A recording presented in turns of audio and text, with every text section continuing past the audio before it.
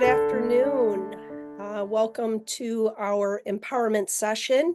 In this viral presentation, Katie Myers, insurance agent owner, will explore different ways to make sure your durable medical equipment is properly insured, what is covered under personal property and what isn't, because we don't want to take for granted that if you break something, lose something, or someone steals your property, that it will be replaced by your insurance company or even under your benefits outside of insurance.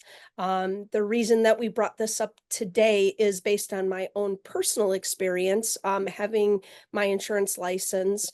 We looked into getting insurance for our daughter's wheelchair and for her what was it, her BiPAP. And I started thinking like, well, it'll get paid for, right? Like if I lose it, break it, get stolen, whatever, it'll just get replaced, right? So I started making phone calls and found out very quickly that that is not the case. So don't take it for granted. In our case, we found out that her BiPAP would not be replaced through our health insurance. It needed to be covered on our personal insurance. Otherwise, it would be paid for out of pocket. Same thing with her wheelchair, which now they were replacing them every 7 years, but from what I've heard, truth or not, I'm not 100% sure, but I've been told it's now every 10 years, which for Oh, wow. people, that's a long time, especially if it's lost, stolen, or broken, because that is their mode of transportation and provides their independence. So, welcome, Katie. Thank you Thank for you. joining us today. And so, why don't we start out with what types of items a disabled person may have coverage for or not coverage for under their homeowners or rental insurance? Yeah. So if you or a loved one is a disabled person that uses any kind of, wheelchairs, mobility scooters, cochlear implants, also like prosthetic limbs, any of those things, you're going to want to make sure that you do some research on what your insurance company will and will not cover. Generally, most insurance companies will not have the level of coverage for those items that you probably need because they are higher cost items. So if you do have any of these items, the first thing I would do is reach out to your homeowners or renters insurance company and ask them if you have it insured properly or if there's a different way to insure it to make sure it's insured up to the value that it is. And if your personal insurance company can't help you, that you can go on the internet and find other companies that may be able to help you cover that equipment. I know personally the insurance company that I work with, we do cover some of those items, but not all of those items. I know for us, we can cover a mobility scooter on a special policy, but I can't cover a wheelchair. We can cover cochlear implants and prosthetic limbs, but some other medical devices cannot be covered. So really learning what your policy will do for you and what devices you have and how to best cover them. Absolutely. So, what I found out was so, for example, her wheelchair or her medical equipment, say, for example, she's living with a family like she was independently, and say there's a tornado. I found out that, say they grabbed her, ran out of the house, didn't grab the wheelchair, it got mangled and destroyed, that the company that provided her wheelchair would not provide a new one, therefore it would be out of pocket. But if we had it covered under our homeowner's policy, under our personal property, it would, because it was a known peril. For people who don't know that terminology, that means tornado, fire, things of that nature that would potentially be covered under your insurance policy. However, what we did find out was lost, stolen was not covered that way. And so we had to have a separate policy, I think it was an endorsement, that would cover something like that. So, for an example, in our case, say traveling, we're on a plane, we check her wheelchair. something happens, someone steals it, they break it, that kind of thing, it would have been covered under that additional policy. Same thing with her BiPAP. We traveled, we were able to carry that on the plane. We never checked that.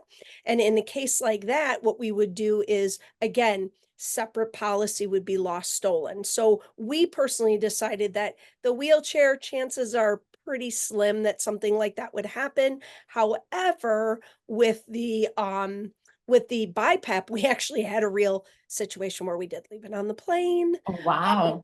we were lucky we did get it back, but it's good to know these kinds of things. And again, this is something we just kind of took for granted all those years, was that, oh, like we'll just get a new one from whoever provided it to us the first time. And unfortunately, some people probably find that out the hard way.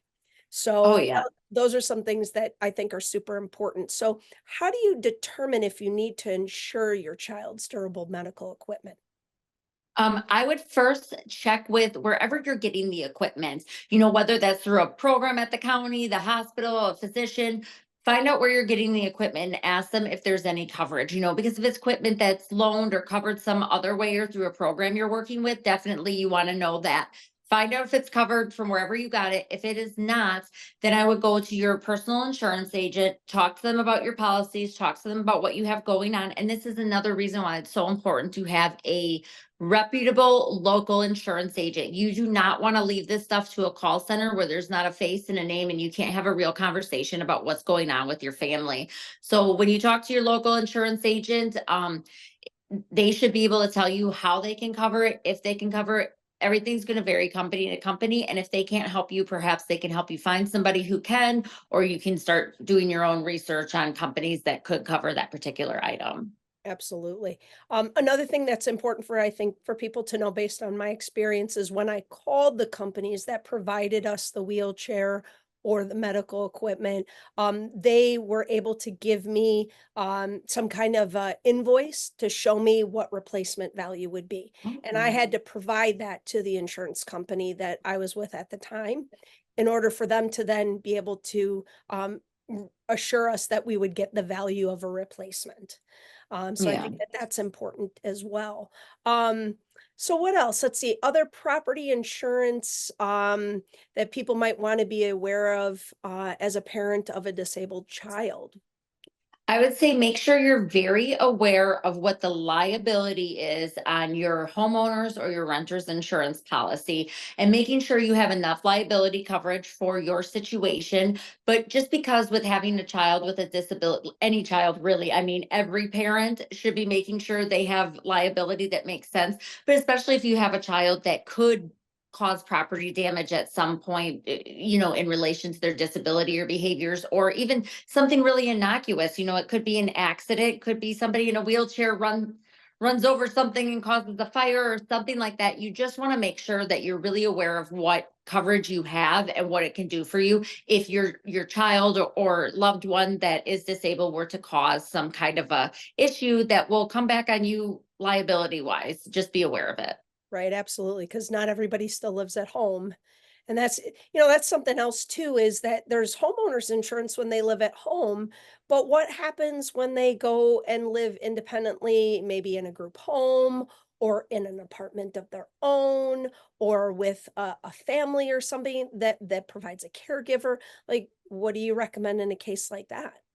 I recommend in every single situation renter's insurance. Renter's insurance is so inexpensive. I mean, a lot of companies offer it for 10 or $15 a month.